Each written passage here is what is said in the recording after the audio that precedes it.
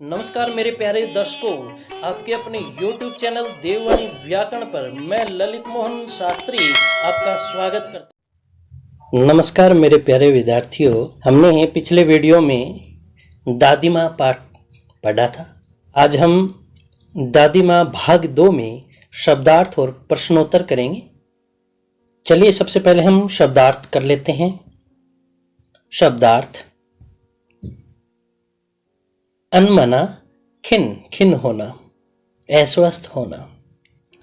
सिवान गांव की सीमावर्ती भूमि, गांव के सीमा पर जो लगती हुई जोतने योग्य जो भूमि होती है उसे सिवान कहते हैं।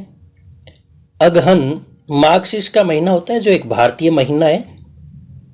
चिवड़ा उबालकर और कूटकर सुखाया गया चावल उसे कहते हैं चिवड़ा। लाई धान व बाजरा को भूनकर बनाया गया खाने योग्य जो पदार्थ होता है उसे कहते हैं लाई। क्वार आश्विन का महीना होता है। सध्य इस समय या अभी अभी, सध्य का मतलब होता है इस समय या अभी अभी। विसूचिका हेजा, ये हेजा गर्मियों में ज्यादा होता है, गर्मी के कारण। तिताई तीखापन। कार परोजन होता है पारिवारिक उत्सव का कार्य करना, उस कार्य में भाग लेना। निक्षार घर से जो निकलने का रास्ता होता है उसे कहते हैं निक्षार। निस्तार विवाह, पीले हाथ करना।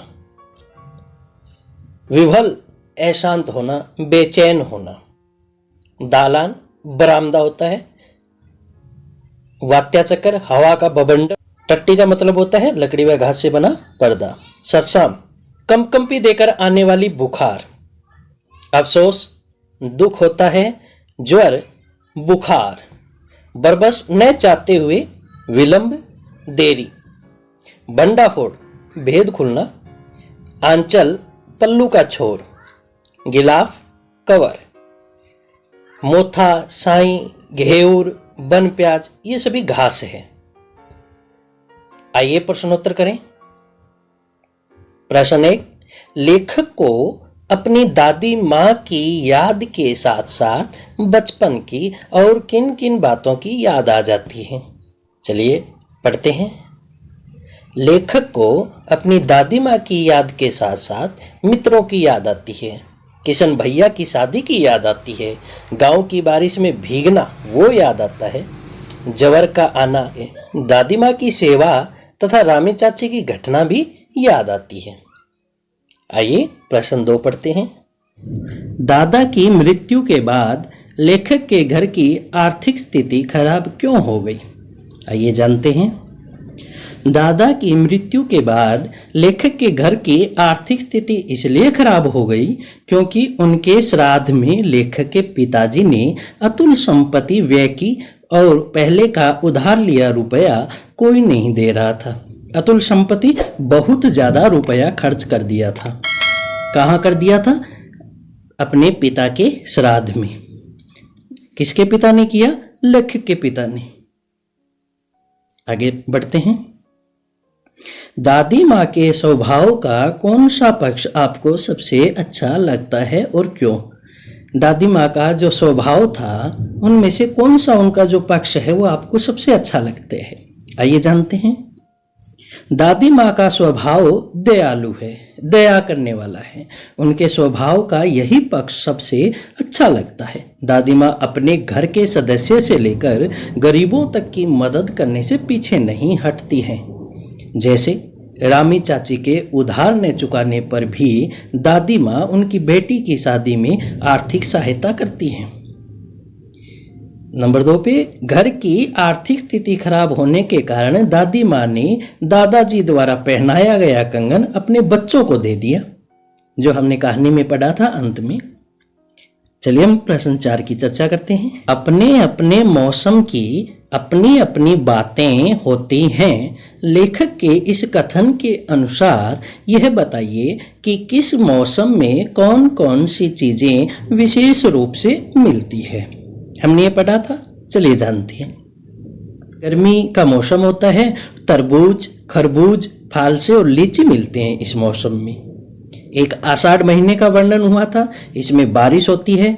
जो श्रावण महीने से पहले आता है, आषाढ़ का महीना, उसमें बारिश होती है। इस मौसम में आपको आम, जामुन, ककड़ी और खीरा मिलते हैं।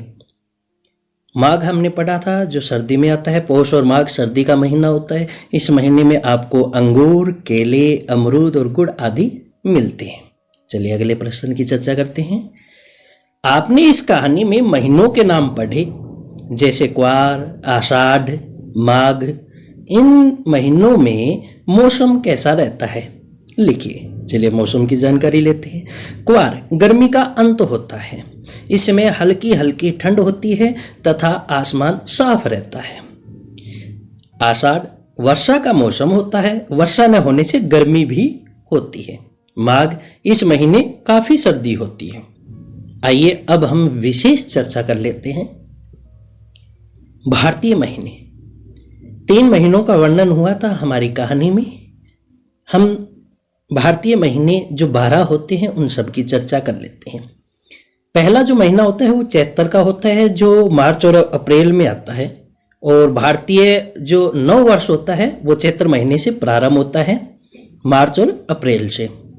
दूसरा होता है वैशाख, तीसरा ज्येष्ठ, नंबर 4 पे आता है आषाढ़, नंबर 5 पे आता है श्रावण, नंबर 6 पे भाद्रपद और नंबर 7 पे अश्विन, नंबर 8 पे आता है कार्तिक का महीना, नंबर 9 पे आता है मार्गशीर्ष, नंबर 10 पे पौष, नंबर 11 पे माघ और नंबर 12 पे फाल्गुन। होली का त्योहार फाल्गुन महीने में मनाया जाता है और दीपावली कार्तिक महीने में मनाई जाती है। चलिए हम अंग्रेजी महीनों के साथ संबंध स्थापित करते हुए भारतीय महीने पढ़ते हैं कि जब अंग्रेजी महीना होता है तो कौन सा भारतीय महीना चलता है, जब भारतीय महीना होता है तो कौन सा अंग्रेजी महीना चलता है। आइए, चैत्र में अंग्रेजी महीना मार्च और अप्रैल आता है। जब भारतीय महीना वैशाख होता है तो आधा अप्रैल और आधी मई आती है। ये ध्यान रहे, आधे आधे आते हैं।